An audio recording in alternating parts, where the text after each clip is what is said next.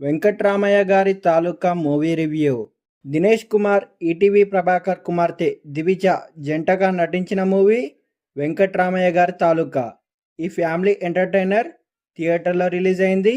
ఈ మూవీ ఎలా ఉందో ఈ రివ్యూలో చూద్దాం రండి.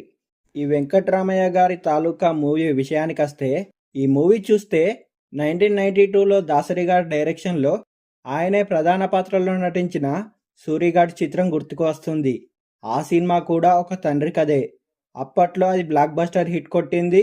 నలుగురు పిల్లలున్న తల్లిదండ్రులు ఎన్నో కష్టాలు పడి పిల్లల్ని పెంచి పెద్ద చేస్తాడు.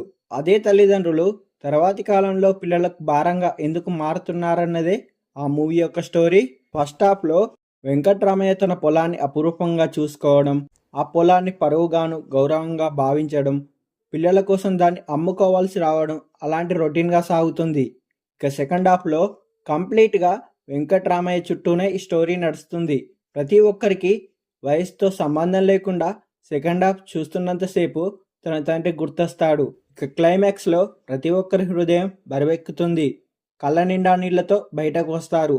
అయితే ఒక కంప్లీట్ ఫ్యామిలీ స్టోరీ అనేది ఈ మధ్య కాలంలో రావడం లేదు. ఇది కేవలం ఒక కుటుంబ కథ మాత్రమే కాదు, నేటి సమాజానికి అద్దం పట్టే భావోద్వేగ ప్రయాణం.